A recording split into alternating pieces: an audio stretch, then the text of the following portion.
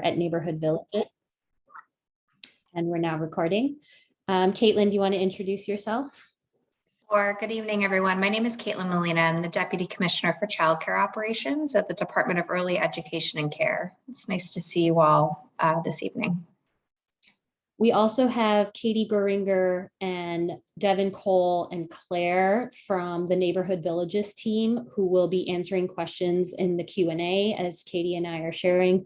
Again, please keep those questions coming and we're going to try to answer them as quickly as possible. Some of them will be getting answered throughout the presentation. We also have Dr. Phoebe Olava on the line who we can have answer questions specifically related to public health and health guidance. So I'm going to start sharing my screen. One second, Caitlin, I'm going to go into slideshow mode.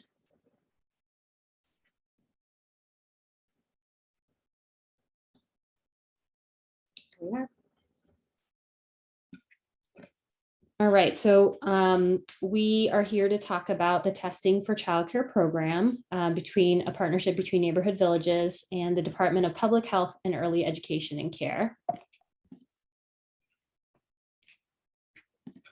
And Caitlin, I believe, is starting us with an overview. Yeah, so happy to have an overview for the folks on this webinar this evening. So the Testing for Childcare program is an exciting new program that will begin, as you know, we have asked programs to enroll for rapid antigen tests beginning the week of January 24th for distribution the week of January 31st. This is a free program in partnership with Neighborhood Villages.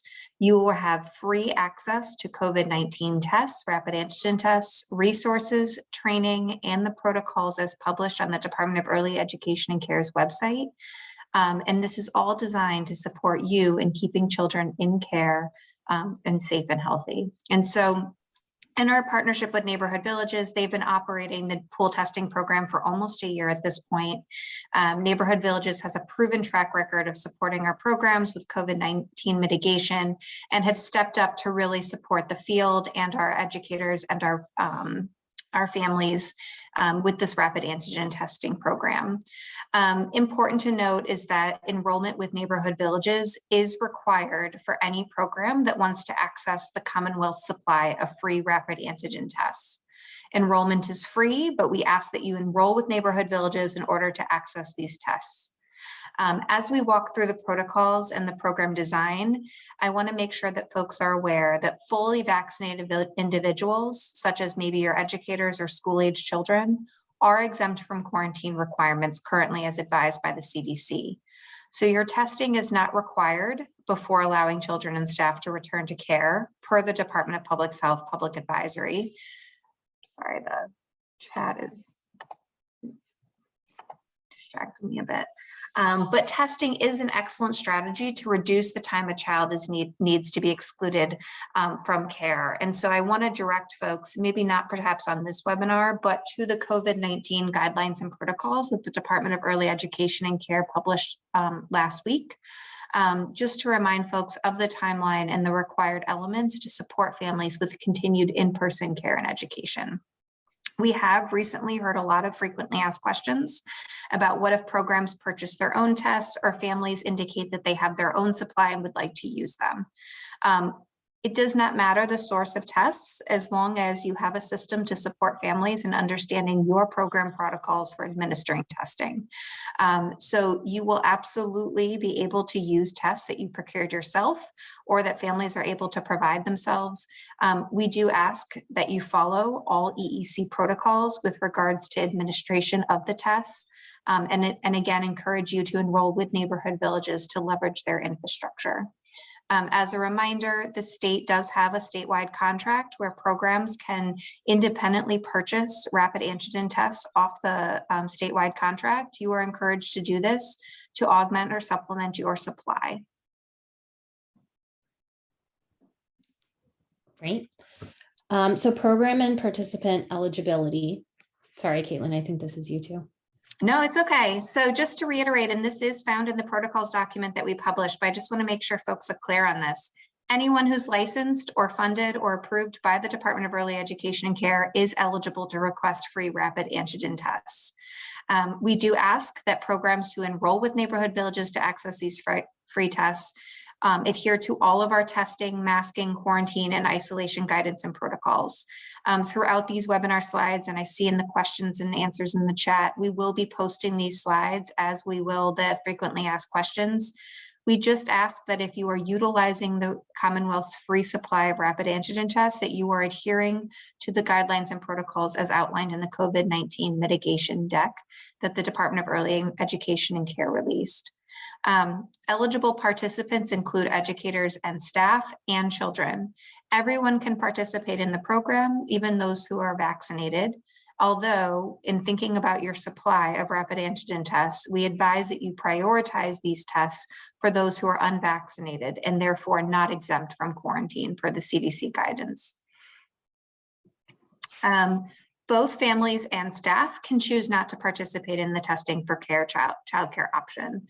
So as a program, if you are implementing testing for childcare and you have a family or a participating staff member who indicates they are not comfortable with testing for childcare, they do not have to participate, but they do need to adhere to the isolation and quarantine guidelines that are outlined in our COVID-19 mitigation deck. As a frequently asked question, I hear this almost every day, and so I just want to reiterate, if you are serving school-age children that are participating in a Commonwealth-approved testing program that is administered and supported by DESE, the Department of Elementary and Secondary Education, we are not advising or recommending that you add an additional layer of testing. So if children are safe to attend school, they are safe to attend your out-of-school time program. We do encourage, as we have outlined in the memo with DESE, that you have some type of agreement or consent form on file with families to conduct information sharing with the district should you need to communicate with them around test results. All to say, we are not advising or requiring EEC programs to add additional testing for school-age children that are already receiving tests at school. This would be duplicative and not within the best interest of your supply for the coming program. So program and participant eligibility.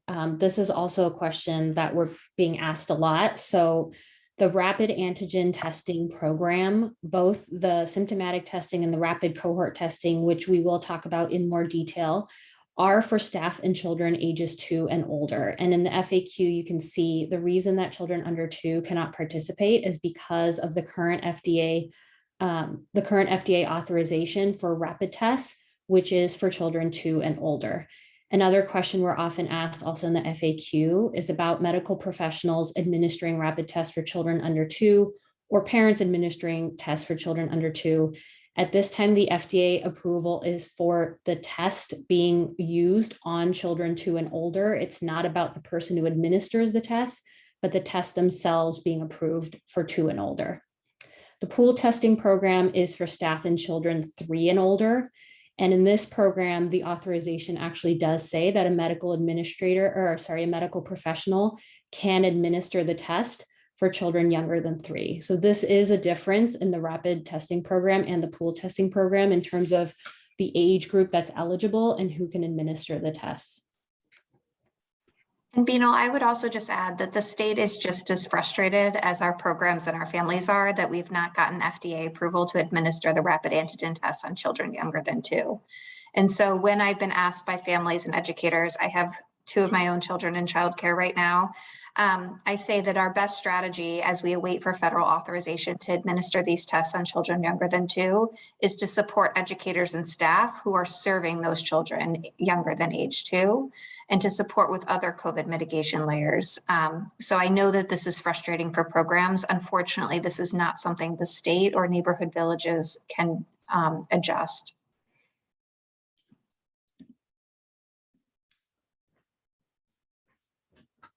So program responsibility. Sorry, Caitlin, I can't see the notes. Are you sharing this one? I can. I think let's just divide and conquer. I can cover this one. So we tried to be very clear in the EEC protocols around what the responsibilities were of the program to participate. And so I think what we've tried to do is boil this down as simplistically as it can. I just also want to acknowledge that childcare programs are private businesses, and in this way, they differ from how DESE has administered their testing programs. And so we acknowledge that childcare programs are different, and so we are advising all childcare programs that begin administering rapid antigen tests to have a written testing policy on file that can clearly communicate to families and staff what your protocols are and what your expectations are for participation. Just as you have a child illness policy or a medical administration policy, we are also advising that you have a testing policy because it will support and protect you as a provider in administering this program. One key element to participating in the testing for childcare program is that you must adhere to the COVID mitigation protocols and guidelines that we've outlined. Testing is a strategy to reduce the quarantine or isolation period of an individual who has been exposed to COVID-19. And so it is really important to us that you are using these tests as a way to avoid or shorten the quarantine period of a child or a staff member who's been exposed. We are also strongly encouraging programs, as you have been over the course of the past 6 or 7 months, to adhere to EEC's mask policy and to maintain your COVID mitigation strategies, such as infection control practices, like cleaning and disinfecting. In addition to having a testing policy, it is very important that you have written consent from all families to participate in the testing program. Your written consent, if participating with Neighborhood Villages, will be available on the portal, and that is something that Neighborhood Villages provides to you. The written consent is important because it allows you, the program, to have bidirectional information sharing with the family around test results, symptoms, and any type of isolation or quarantine guidance. Your consent should also clearly communicate to families and staff how and when the test will be used at the program. And so we'll talk a little bit later on in the presentation around the administration of testing, but just want to be clear from a programmatic perspective that we do expect you to have written family consent before you administer tests on children who are younger than the age of 18. And we also expect a written testing policy so that you can adequately communicate with both families and educators how to administer the program.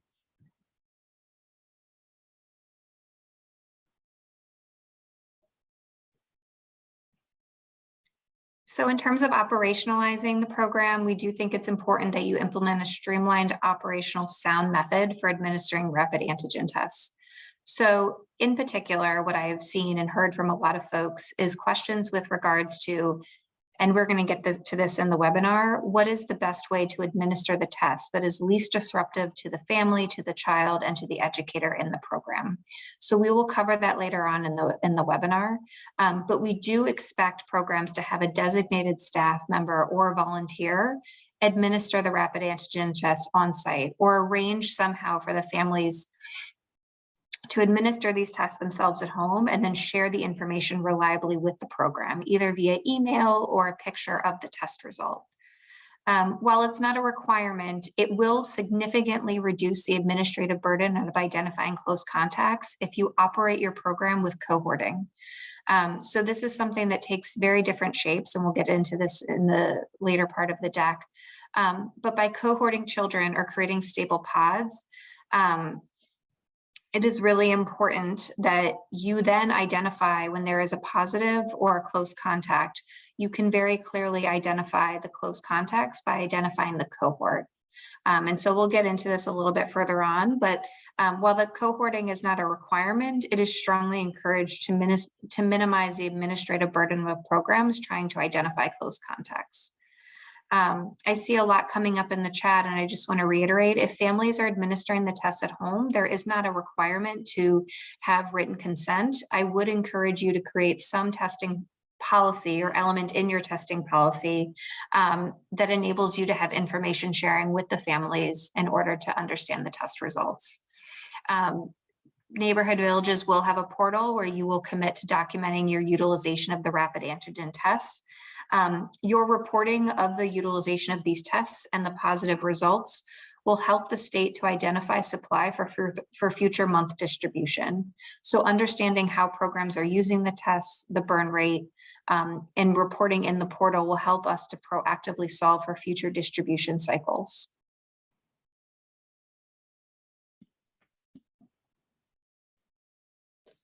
So the program design and protocols for the testing for childcare program. And I think, Caitlin, you're going to go through the first two models and I will go through the pool testing. Yep. So the program options for testing in childcare and programs have, as you'll see, the Model 1 and Model 2 are specific to the rapid antigen tests. It is really a program's decision, and we encourage you to leverage all three options, but it is your decision as a program whether you would want to leverage one or all of these models in supporting children with continued in-person care and education. The two new models that we're talking through on today's webinar is Model 1, which is the rapid cohort testing. You would likely hear about this. It's very similar in design, but has fundamental differences to DESE's Test and Stay. And so this is to support continued in-person care and education for asymptomatic, which is critical. They need to be asymptomatic close contacts of a confirmed positive COVID-19 case in an EEC licensed or funded childcare program. So this would be if you have a positive case, children were exposed in your program. This enables those children, as long as they remain asymptomatic, to continue attending childcare as long as they test negative on the rapid antigen test for 5 consecutive days. And we will talk a little bit more about that in the webinar. The second model is the symptomatic rapid testing. And so we've heard frequently from programs, we have a child, as we all do, that develops symptoms midday. Programs would like the tools, such as a rapid antigen test, to quickly identify whether or not that child is positive. So we are offering the opportunity for programs to utilize these rapid antigen tests to more quickly identify and isolate positive cases that may occur in your program. Any individual that displays symptoms consistent with COVID-19, as outlined in EEC's mitigation protocols, must follow the isolation and quarantine guidelines dependent upon what their test result is. The best way that I can describe how I've conceptualized the symptomatic rapid testing is similar to temperature taking. So you have a child that has developed symptoms, similar to how we've typically operationalized a thermometer check, we would use rapid antigen testing. We will use DESE's and EEC's approved symptoms to trigger when a rapid antigen test might be useful in supporting immediate identification of a positive case. Model 3 is something that has been administered for quite some time now, almost a year, through neighborhood villages. This is the weekly asymptomatic surveillance pool testing program. One fundamental shift in this program design is that now, for those programs who are participating in that weekly asymptomatic testing, if there is a positive test result in your pool sample, so just as a reminder, the pool testing program tests anywhere between 5 and 24 individuals, puts it in a pool test. If it ends up positive, programs can use the rapid antigen test to more quickly reflex testing to identify who in that pool is actually positive. Those that are in the same cohort that were identified as negative could then participate in the rapid cohort testing, which is Model 1. I promise we're going to get into this in a little bit more granular detail, but just wanted to provide an overview of the 3 different models and the ways in which you can leverage the rapid antigen tests in your programs to support continued in-person care for children and staff.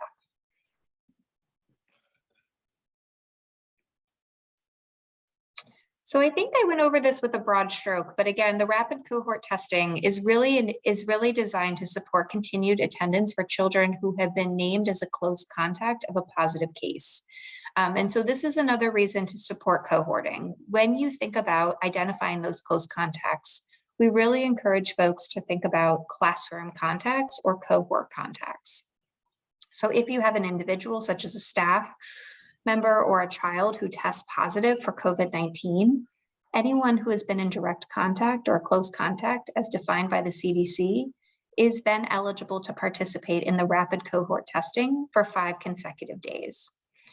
This model is eligible for educators, staff, and children ages 2 and older with a known direct exposure to an individual who has been confirmed COVID positive within their cohort.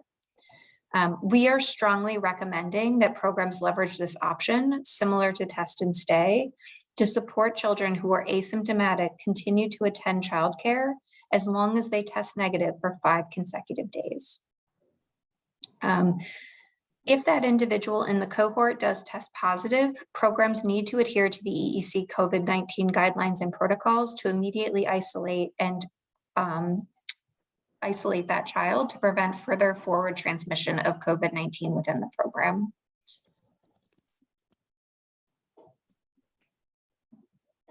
So the protocols, and I'm going to go through these one by one because I think it's important for folks to understand.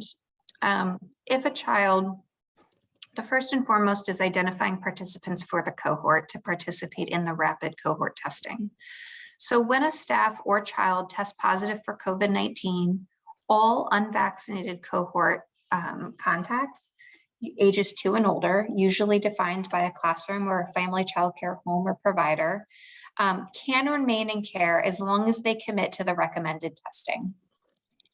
The second piece of the protocol is the dosage and the duration of testing. As long as they remain asymptomatic and commit to daily rapid antigen testing for 5 consecutive days, they can continue to attend childcare. These 5 consecutive days refer to calendar days following the last exposure to the individual who tested positive. So I just want to also reiterate, because we're going to get a lot of questions on this. If the 5 calendar days or consecutive days fall over a weekend, there is not an expectation that programs send rapid antigen tests home with the family to test on Saturday and Sunday. What's most important is that for 5 consecutive days while in childcare, that asymptomatic child or staff member is testing each day before they enter the program. So if a child or a staff member started their rapid cohort testing on a Thursday, they would need to test negative on Thursday and Friday. There would not be a requirement or an expectation that they test negative on Saturday or Sunday unless they are in care. And then they would need to test negative again on Monday. That would complete their 5-day rapid cohort testing regimen. And we would support them in returning fully to care as long as they remained asymptomatic. For administration of testing, the daily rapid antigen testing can either be administered by the program or the family. Written consent is required for everyone who is tested at the program. Children and staff participating in this option, as I stated earlier, must test negative at the start of each day and adhere to EEC's mask policy. Options for administering the test will be described further on in the webinar. As a reminder, and this is similar with DESI's program for school-age children, the exposure must occur at the program. So we are asking that exposures that occur outside of the program. So for example, if a child was exposed to COVID-19 at a soccer league or at some unrelated event that does not impact the childcare specifically, we would ask that they not participate in the rapid cohort testing at this time. This model is specifically for children and staff who have been exposed to COVID-19 within the childcare program. As a reminder for participation, a staff or a child designated as a close contact who chooses not to participate and is not otherwise exempt from quarantine will need to be excluded from care. So if a parent says, I do not want my child tested for 5 straight days, they then need to serve the quarantine period as a close contact. If they are exempt from quarantine because they are fully vaccinated, they can continue to attend care as long as they remain asymptomatic. Individuals participating in the Testing for Childcare program who test positive for COVID-19 at any point must isolate immediately. And we advise programs to familiarize themselves with the COVID-19 mitigation protocols and guidelines for childcare. So as promised, we're going to talk a little bit more about cohorting. And as someone who has worked in a childcare program, who has supported childcare for a number of years now, I know how challenging this can be, particularly in moments where there are staffing crises. So what I would encourage programs to do is to adopt cohorting as best as they possibly can, really to minimize the administrative burden of trying to identify close contacts. So within childcare programs, cohorting can be accomplished by creating distinct, stable groups, such as a classroom, or in a family childcare home, such as the family childcare setting, and assigning groups of children with specific educators to minimize commingling. So the CDC defines cohorting as keeping people together in a small group and having each group stay together throughout an entire day. Cohorting can be used to limit the number of children and staff who come in direct contact with each other for extended periods of time, especially when it is challenging to maintain physical distancing, such as with young children and in communities with moderate to high transmission levels. Cohorting is one of the most effective strategies that we can offer in preventing transmission of COVID-19 and other infectious diseases. Cohorting may look different in different programs, and so we've offered a frequently asked question on the side to give an example of where and how programs can be encouraged to adopt cohorting. I will just offer this additional example from my own experience. My children are usually the first to attend childcare and the last to leave. And so in particular in that setting, my children actually identify with two stable cohorts. They have their cohort classroom that they attend from the typical standing hours of childcare. They also have their early morning and late pickup cohort. So my program does commingle cohorts for early morning and late pickup due to staffing constraints. They have no other option. And so when my children are identified as a close contact, they typically fall within two cohorts, the early AM and late PM cohort, and then their standing cohort for day-to-day care. So this is an example of where a program may not have one standing cohort, but may have two or three that would then minimize the administrative burden of close contacts.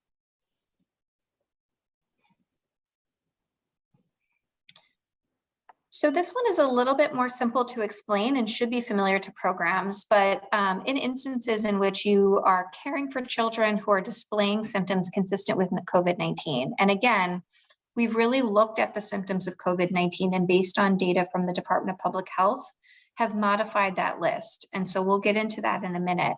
But for programs that identify children or staff that have display symptoms consistent with COVID-19. This is an additional tool in your tool belt to more immediately identify whether or not that child or staff member is positive for COVID-19. And so this is eligible, again, the rapid antigen test for any staff or children ages 2 or older who display symptoms consistent with COVID-19.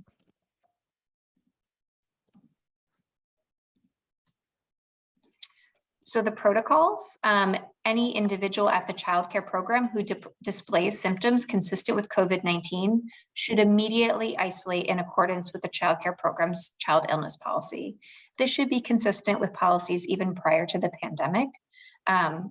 Programs can then use the antigen test or provide families with an antigen test, such as a BinaxNOW or an iHealth, to determine whether or not the individual tests positive. If they test positive, the childcare program should follow the isolation protocols in accordance with the COVID-19 mitigation protocols and guidelines for childcare. Any unvaccinated individuals with direct exposure to the COVID positive person can participate in the symptomatic that's a typo, can participate in the rapid cohort testing. So if they're asymptomatic, wait a minute.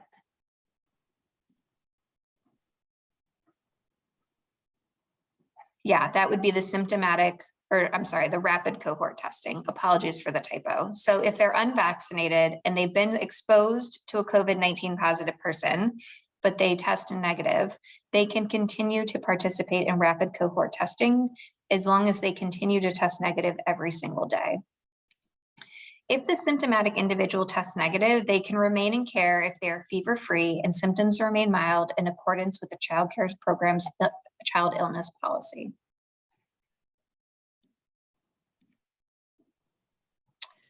So just a quick tip for symptom management, as you can look at here, the bolded symptoms are the ones that we are asking programs to keep an eye on for COVID-19. And so if a child or staff member exhibits one of those symptoms in bold, We would advise that you would administer the rapid antigen test to identify whether or not that individual is positive for COVID-19.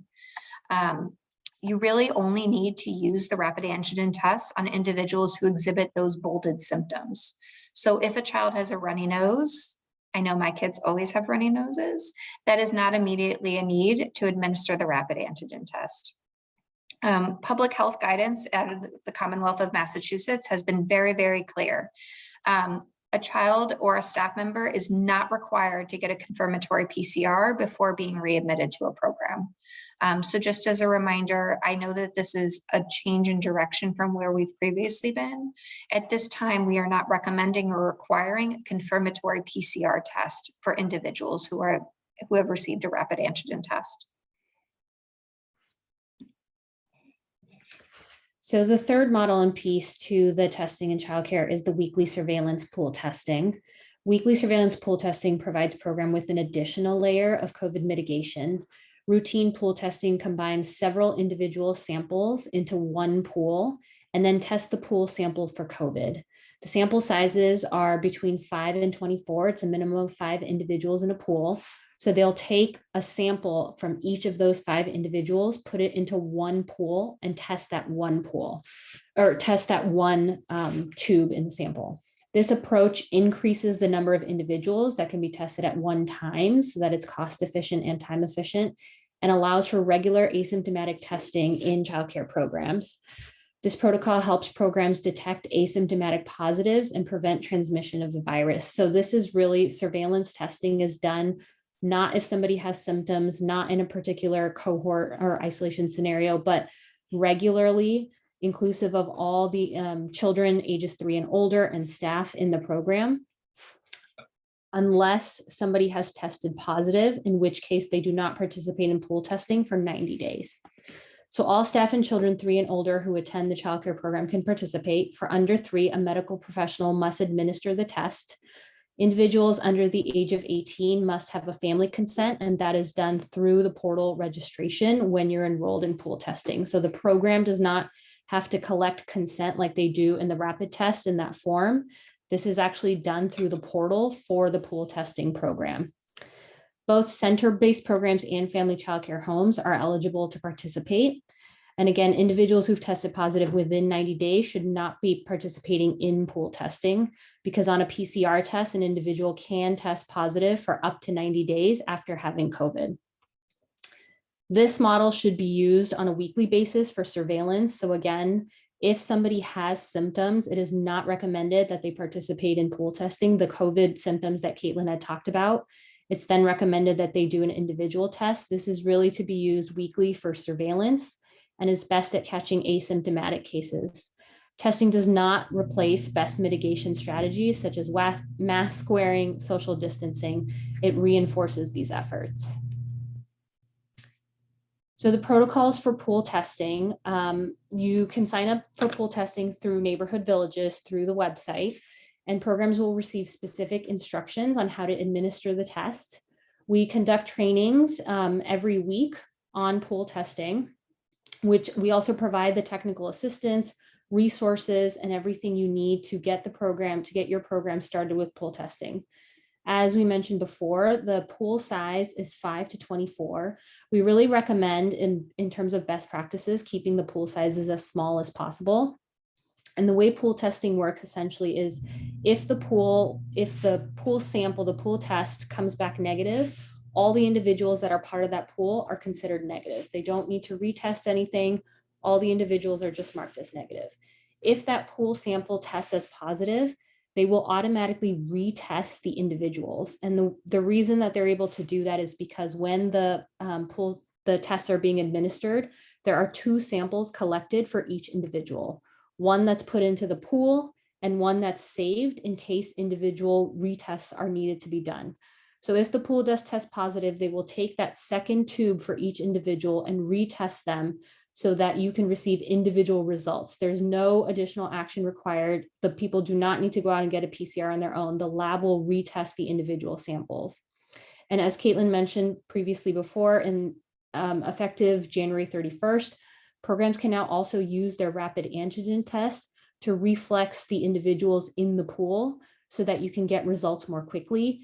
The lab will still give individual results, so it's really just a secondary verification, but the rapid test can be used to reflex the pool tests. Pool testing saves time to allow the labs to expedite the results and is cost efficient. But programs should still be adhering to the protocols outlined in the EEC COVID mitigation protocols and guidelines. Programs that participate in the weekly surveillance pool testing are encouraged to also use the rapid cohort testing model to help ensure that all individuals who've had an exposure can continue attending care. So some quick tips for the pool testing model. As I mentioned before, keeping pools small is really the best operational practice. The minimum is 5, so if possible, we really recommend keeping it at right around 5, even at a maximum of 10, because there is a little bit of time between receiving the pool result and the individual result. If you do participate in the rapid cohort model, you do have the rapid tests available to reflex, but just in terms of best practices and getting the results in a timely way, it's best to keep the pool sizes small. Keeping the pools within the cohorts is also recommended. So for example, having a staff and the children that that staff person oversees within the same pool is recommended over testing all the staff in one pool. Again, it just makes it easier to follow any quarantine or any action that needs to be taken after receiving a pool result. That was the third one. Having a protocol in place on what would happen when there is a positive pool before starting pool testing is something that's really crucial, and we recommend in our training as well. So knowing exactly the action you would take if a pool comes back positive, whether that's that you're participating in the rapid cohort testing and we use rapid antigen tests, whether it's notifying the families or not notifying the families, we recommend having that protocol in place before starting. Also, Friday is not the best testing day, just given the lab and their capacity over the weekend. We recommend doing asymptomatic pool testing either Wednesday or earlier to ensure that your results are received before the weekend. And finally, the question that we get a lot is, what if 100% of my families are not participating or staff are not participating? Does it still make pool testing valid or worth it? Any testing is better than no testing is what we always say. Pool testing is another strategy in your layers of mitigation. So even if a number of the children in the classroom or a number of the children in the program are participating, it is definitely a great strategy to be able to catch those asymptomatic cases. Some of the FAQs: should an individual participate if they just had COVID? So again, within 90 days, nobody should be participating in pool testing since they can test positive on that PCR, even though they are not positive anymore in terms of shedding the virus. And I'm interested in pool testing. How long until I can start? So once you have enrolled in the testing program, and if you mark pool testing as one of the models that you're interested in, you will receive an email to register for a training. Once you've attended the training, it takes about 2 weeks, 2 to 3 weeks just to be safe, but there are multiple steps in the process after attending the training, which includes having access to the portal, sending the consent link to families, receiving registration, receiving supplies. So the time between doing the training and starting pool testing should be about 2 weeks. So test supply and monthly distribution. When will tests be received? So all programs that signed up before January 24th, so any programs that signed up before today are expected to begin receiving tests the week of January 31st. We are partnering with a distributor who will be shipping tests via UPS directly. We've had a couple of programs say that they've put in their mailing address and not their shipping address. If you did put in the wrong address when you enrolled, you can email test@neighborhoodvillages.org and we can help to make sure that that's sorted out. Do I have to enroll before January 24th? EEC licensed and approved programs can enroll on a rolling basis, but programs must enroll prior to January 24th to begin receiving tests the week of January 31st. So even if you're enrolling after today, it doesn't mean you can't participate. It's just when you will receive tests will be after the week of the 31st. How often will tests be received? Neighborhood villages will distribute rapid antigen tests on a monthly basis to programs. The rapid antigen test supply, the monthly allocations are determined by neighborhood villages and based on the enrollment numbers of children ages 2 and older and staff in the program. So you do not need to order tests on a monthly basis. We have the registration numbers, the enrollment numbers that people put in when they enrolled. Unless those change, you don't need to put in a separate, or you don't need to be enrolling every month. It will automatically be shipped. How many tests will I get? Each participating program will receive approximately 4 tests per month per individual 2 and older that was put into the enrollment form. This doesn't mean that 4 tests are assigned to each person. It's a total quantity that's sent to the program, and the program can use their discretion in accordance with their policy to identify how the tests are utilized across the models that you've selected for rapid antigen test use.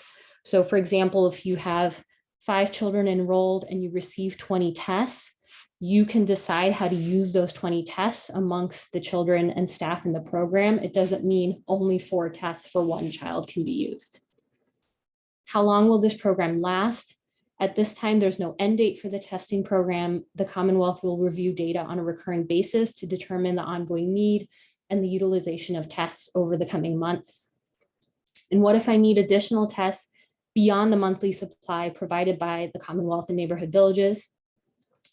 In emergent circumstances where the programs are experiencing a spike or possible exposures, neighborhood villages will review the program request for an off-cycle shipment.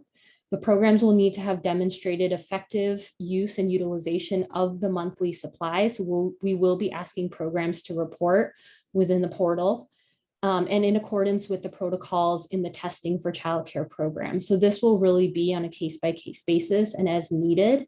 And any requests or questions about needing tests beyond the monthly supply can be sent to test@neighborhoodvillages.org.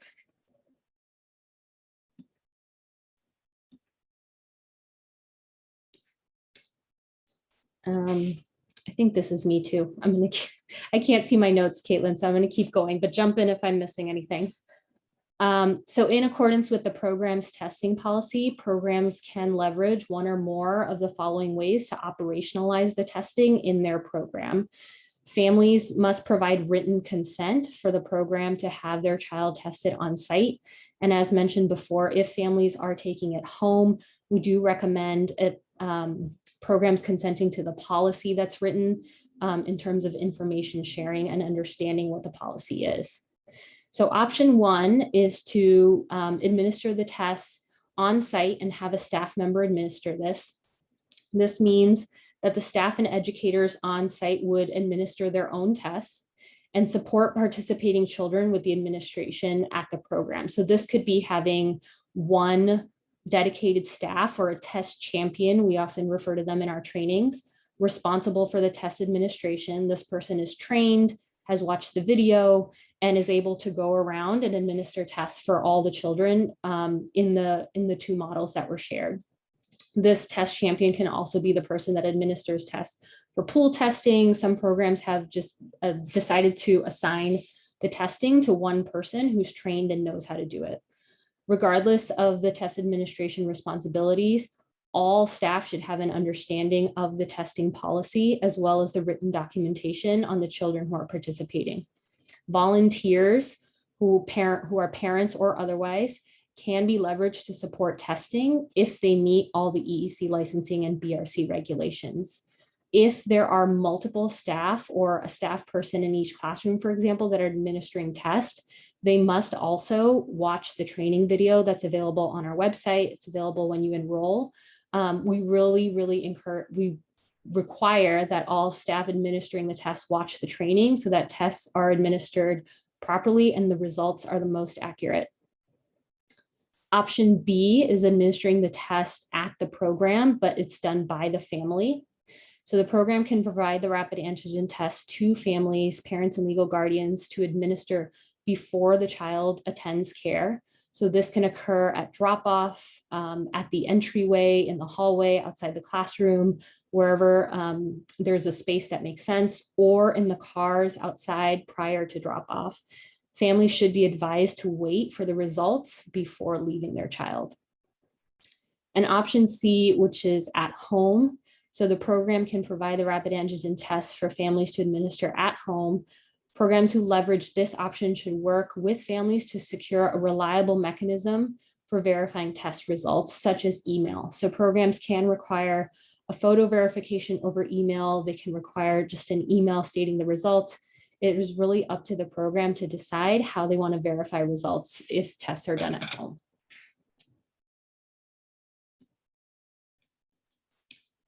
So if when you sign up with Neighborhood Villages for the testing program, we are really here to support you in all ways possible. The testing for childcare option is available to all EEC licensed or approved programs. If you are on this webinar, you've gotten an email confirming that you're enrolled. So you've already done step one. Signing up with Neighborhood Villages means that you receive the following services. So ongoing access to free pool testing supplies if you sign up for the pool testing option. And that includes training, support in navigating the portal, receiving supplies, and all the pieces that come with that. Ongoing access to free rapid antigen tests to use for the protocols we mentioned today, so that to maintain access to care. Access to an online portal and navigation to support reporting requirements, which we will also be sharing more information about. Training for staff and others that are responsible for administering rapid antigen tests, as well as training for staff if they're administering pool testing. And support in understanding and operationalizing the mitigation protocols and the guidelines. Only for programs that are enrolled with Neighborhood Villages, EEC will provide and distribute a recurring supply of free rapid antigen tests for the testing for childcare program. So if you have not already, we have a lot of information on the website, which is listed at the top, maearlyedtesting.com. I want to draw your attention to the resources page. I believe it's a drop down under enroll. And these are some of the resources that are available on an ongoing basis. We have info sessions every other Monday at 6 p.m. for programs that would just like to learn about testing. Again, it's in the similar format where we can answer questions. So for anybody that is maybe already decided to do one program but is curious about another, you can attend an info session to learn more information. There are trainings every week, alternating Tuesday evenings and Wednesday afternoons about pool testing. And this really goes into how to use the portal, how to get consent, what the supplies are, how to administer the tests, and how to receive results in the portal. The rapid antigen testing training was sent in a video to all programs that enrolled. It is also available on our website to watch if you want to share with any staff that will also be administering tests, or if families are administering tests at home, the video is also there to share as a training as well. We also are going to be having office hours every Thursday, starting this Thursday from 9 to 10 a.m. And this is once programs have started testing. It's essentially an open Zoom with Neighborhood Villages testing staff on, where programs can ask questions as they're implementing their testing policy, as they're administering the test live and have a question about reading the results or making sure that they're doing it correctly. You can join in open office hours to talk to one of our team members. And then finally, there's documents at the bottom of the resource page, one of which is the consent form, which we've talked about tonight, and also a sample introduction letter introducing families to pool testing. The FAQs, a lot of the questions from tonight, we will also be adding into our FAQs. Some of them we've noticed are on there, so please do refer to the FAQs under the rapid testing page and the pool testing page. We take a lot of the questions that we receive over email and over the phone and document them and add them to our FAQs pretty often. So do check the FAQs. Hopefully your question is already on there, and if not, you can email Neighborhood Villages. So for any questions related to licensing, programs are encouraged to reach out to their licensor. Concerns or questions with the mitigation policies and the guidelines should be sent directly to the commissioner's inbox with the email there. And all questions on test administration can be sent to Neighborhood Villages. This is also on the website, MA Early Ed Testing, on the Contact Us page, but test@neighborhoodvillages.org will reach one of our staff members for your questions. Caitlin, do we want to reference the appendix or? So this is sort of the meat of the COVID-19 protocols and guidelines. And so I think this slide should be familiar to programs already, but was represented in the slide deck that was again updated and released on January 19th last week. This really should serve as a one-stop shop and guide for programs who are looking for support and guidance in operationalizing whether if and when they have an individual who is either symptomatic, someone who tests positive for COVID-19, or someone who is exposed to someone with COVID-19. And so the top and the bottom, those that are symptomatic and those that were exposed, are opportunities to leverage the rapid antigen testing to minimize quarantine periods for those that may have been in direct contact. So no need to go into detail, but I did just want to reference that this is an important guide for you all in utilizing the protocols and mitigation guidance that EEC has released.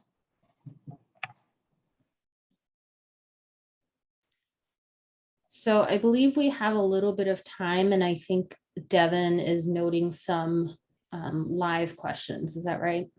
Yeah, so I have a few that got asked a number of times, and we'll just, if it's okay, we could just walk through them. The first is, what's our definition of fully vaccinated in this program? Maybe Phoebe could discuss what where that is, or Caitlin. Yeah, I had in the live Q&A had referred folks back to the COVID-19 mitigation guidance and protocols that EEC had released in partnership with the Department of Public Health last week. We do offer the definition of fully vaccinated, which at this point is 2 shots of either Pfizer or Moderna or 1 shot of the J&J. At this time, the Commonwealth has not adjusted its definition of fully vaccinated to include that of a booster. So I don't know if the public health experts on the call have anything else to add there, but that right now is the definition that the Commonwealth is using.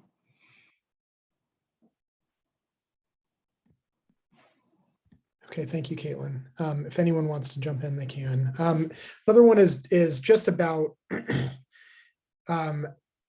time after a positive test before a participant can participate in testing for childcare. So if you've tested positive in January, you wait 90 days to participate in pool testing. Is it a similar 90-day wait for rapid testing? So I would love for Dr. Phoebe to take this one, because I can kind of reiterate what the CDC guidance is around those who have tested positive and their exemption from quarantine for 90 days. But I think Dr. Phoebe might be able to provide a little bit more context around that guidance. Yeah, exactly. So that is the answer, where you do not need to test again if you've tested positive for 90 days, whether it be rapid antigen or PCR test. Thank you. That's great. Okay, so we've gotten a number of questions about can knowing that an exposure outside of the program, outside of a childcare program, is not eligible in terms of participating in the 2 protocols that we've outlined. Can a family use their own tests outside that they procure on their own to replicate the 2 protocols that we're talking about if they have if they've been exposed outside the program? So I would leave that to the program's decision. I think that is ultimately a risk mitigation decision that the program needs to come to. And I don't know if BNL has any other elements. I think the supply of rapid antigen tests that the Commonwealth is providing free of charge are exclusively available for the protocols that we outlined on this webinar. If programs adopt procedures outside of those that are leveraging tests that are not provided by the Commonwealth, that is a programmatic decision that would need to be made in concert with families with written consent. So I don't know, Beano, if you have anything else to add there, but that would be my perspective on it. Yeah, I think the same. And I think also consulting with your local Board of Health in creating those policies or administering those policies is always a good idea. EEC has outlined the policies for exposure within the program, but I think if you did want to create a policy for exposure outside, it's up to the program's discretion, but certainly consulting local Board of Health would be a good idea. So that's a good lead into the next question, which is when there's a conflict between the EEC guidance and a Board of Health's guidance, which direction should a program go? Should they, if a Board of Health is stricter than EEC, should they follow the Board of Health's guidelines? How do they figure out that conflict? Yep. So I'm glad that you asked this because this is sort of the Achilles heel that I'm dealing with right now at EEC. So just to reiterate, the EEC guidelines that were released last week, those were reviewed, designed, and approved by the Department of Public Health. Weekly, we do a call with the local boards of health across the Commonwealth to communicate changes in guidance or protocols. And so my scheduled time with the local boards of health is tomorrow at 3:00 p.m. And so my attempt then will be to properly educate them on the change in guidance and to communicate our expectations for them to adhere to them. If local boards of health, as they do, some of them have epidemiologists on staff, there may be clinical expertise or judgment that goes into an individual case that would fall outside the scope of what we've outlined in the protocols. And so if that is the case, I would encourage you to work directly with your local boards of health. They likely have more information pertaining to that case than EEC ever would. The intent of releasing the guidelines and the protocols was to standardize and to bring fidelity across all local boards of health around what programs can expect when there's a positive or an exposure of COVID-19 in their program. We also wanted to reduce the burden on local boards of health to respond to every single individual positive case, because at this point, we know programs have been up and running for quite some time during this pandemic. And so irregardless of a phone call to the local boards of health, most of you know at this point how to operationalize COVID response within your programs. And so the use of the protocols in a lot of ways will replace direct engagement with local boards of health. If for some reason a family has been in direct contact with a local board of health and they've advised against something that is outlined in the protocols, it is likely that they have information specific to that case that requires them to operate more conservatively. So that's kind of at a broad stroke where we're at with local boards of health. But I do encourage further questions if there's something specifically that you are facing that has become challenging. Thank you. Okay, I have a related thing. So for asymptomatic cohort testing, there's a question of how come we're testing days 1 through 5 if a Board of Health or Department of Public Health says to wait until day 5 of close contact to test? Is that what's the guideline there?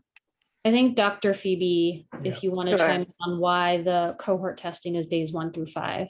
Right. So sure.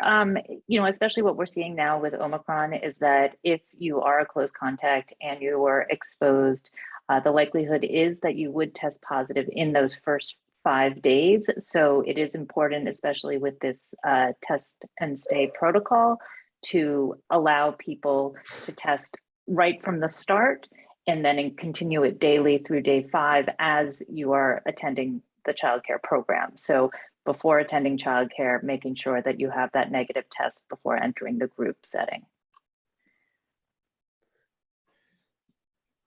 Okay, we're getting a lot of questions on days 5, 6, and 7 and kind of where that sits. So I think, Phoebe, it would be helpful if you could just talk about kind of the general, maybe 1 through day 7 cycle of COVID that is leading us to do this, Right. Choose these days. So again, to sort of reiterate what I said earlier is that we see that people who are exposed, especially to Omicron, is that they are testing positive very early in their after. There's a very short incubation period, meaning that after they are exposed, it's much more likely that they will test positive days before day 5.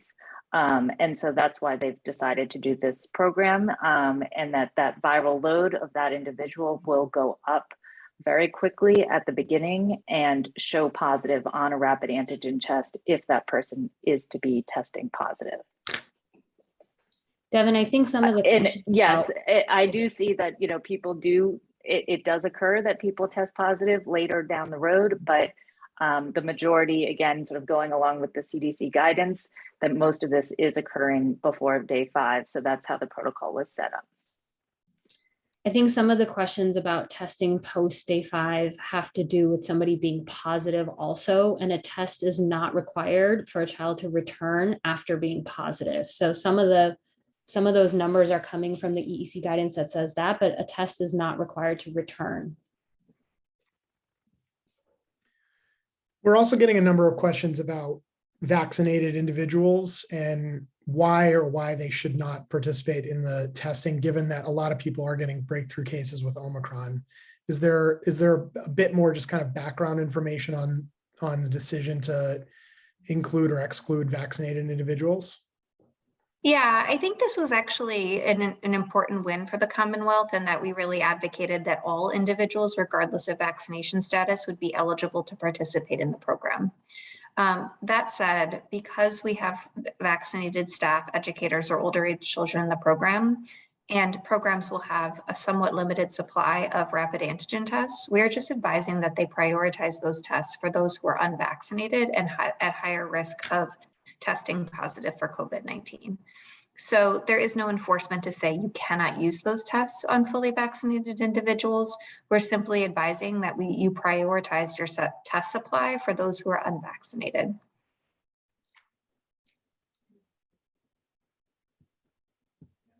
Thank you. So I know we have a few people with their hands raised. I'm not sure if we want to open that, but it's up to you. I think, Devin, we're also over time, and just in respecting the panelists' time too. There's a few Q&A which a couple of us can try to stay on and answer before people log off. But also, please do send questions to test@neighborhoodvillages.org, and we'll make sure that somebody from our team, or we can get the answer from EEC or from Dr. Phoebe, to make sure that we're able to answer your questions. I know that the questions are still coming in, and I don't want to have this go on until 9:30. So I think it's fair if people want to log off, they can. Our team will stay on to answer questions in the Q&A. And again, I'll put the email address in the chat. So please feel free to email your questions if they don't get answered tonight. We will share the recording and the slides with everybody in an email tomorrow. If you attended, or even for those that didn't attend, we will be sharing the slides. Thank you so much, everybody, for your time this evening. We hope we were able to answer a lot of your questions and some clarification. There's a lot of thank yous coming in the chat, so I hope we did. But please do keep sending questions. Even as you're operationalizing the program, more questions will come up, and we're here to support you. Thank you.